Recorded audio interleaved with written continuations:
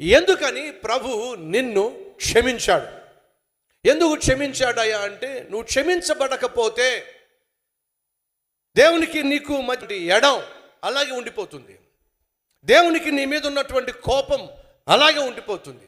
మనం తప్పు చేసిన ప్రతిసారి దేవుని కోపాన్ని రేపుతున్నాం, దేవునితో ఉన్నటువంటి సత్సంబంధాన్ని పోగొట్టుకుంటున్నాం, దేవునికి మనం దూరం అయిపోతున్నాం. పాపం చేసిన ప్రతి సమయంలో దేవుని రాజ్యానికి వ్యతిరేకంగా మనం తప్పు చేసి దేవుని కోపాన్ని రేపుతున్నాం. ఫలితంగా ఎప్పుడైతే మనం దేవుని కోపాన్ని రేపుతామో మన జీవితంలో నష్టపోతాం, కష్టాల పాలైపోతాం, నీటిలో గుండా వెళ్ళాల్సి వస్తుంది.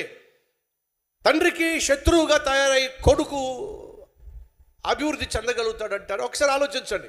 మీ అబ్బాయి ఉన్నాడండి, వాడు బుద్ధస్తమాను మీకు వ్యతిరేకంగా వ్యవహరిస్తున్నాడండి, మీ మాట వింటలేదండి, తిరగబడుతున్నాడండి, చెయ్యెత్తుతున్నాడండి, వాడు బాగుపడతాడా?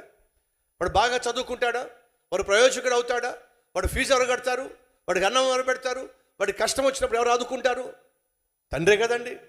వాడికి ఏ కష్టం వచ్చినా, ఏ సమస్య వచ్చినా, ఏ ఆపద వచ్చినా, వాడు స్కూల్ ఫీజు కట్టాల్సి వచ్చినా, ఆరోగ్యం బాగోకపోతే హాస్పిటల్ తీసుకెళ్లాల్సి వచ్చినా ఎవరండి చేసేది? తండ్రే కదా, తల్లే కదా. మరి తల్లినే తండ్రినే కాదని చెప్పి వ్యతిరేకంగా వ్యవహరిస్తూ, అంతేకాకుండా తిరగబడుతూ, అంతేకాకుండా చేయొచ్చుతున్నాను అనుకోండి, ఆ కుమారుడు ఏం పోగొట్టుకుంటాడు? తల్లి తండ్రి యొక్క ప్రేమను పోగొట్టుకుంటాడు, ఆప్యాయతను పోగొట్టుకుంటాడు, ఆశీర్వాదాన్ని పోగొట్టుకుంటాడు. ఒరే, ఇలాగైతే నేను మేము పెంచలేవురా, నీ దారి నువ్వు చూసుకో, నీ ఇష్టానుసారంగా నువ్వు జీవిస్తానంటే ఇంట్లోంచి బయటికి వెళ్ళో, మా ఇష్టానుసారంగా చెప్తానంటే ఇంట్లో ఉండో, నీకు ఏ లోటు లేకుండా చూసుకుంటావు. నువ్వు నీ ఇష్టానుసారంగా జీవిస్తానంటే దేవుడు అదే అంటాడు,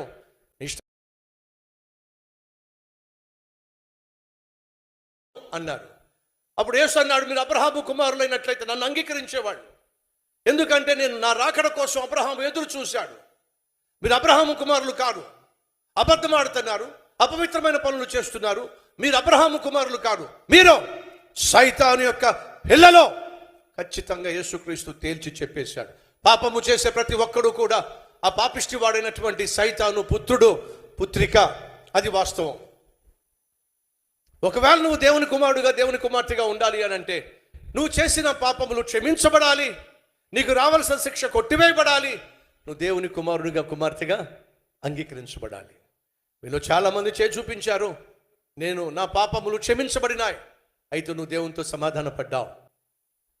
ఓ రోజు ఒక వడ్రంగి నా దగ్గరకు వచ్చి, అయ్యా నా జీవితంలో తీరని ద్రోహం జరిగింది, ఏడ్చేస్తున్నాడు, కళ్ళు ఎర్రగా అయిపోయింది. ఏమైంది? నా దగ్గర పనిచేసేవాడితో నా భార్య అక్రమ సంబంధం ఏర్పరచుకుంది.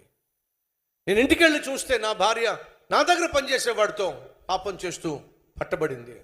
తట్టుకోలేకపోతున్నానయ్యా, నా వల్ల కావట్లేదయ్యా, నా భార్య నన్ను మోసం చేసిందయ్యా, మనశ్శాంతి లేదయ్యా, ఇంటికి వెళ్ళలేకపోతున్నానయ్యా, ఏడ్చేస్తున్నాడు.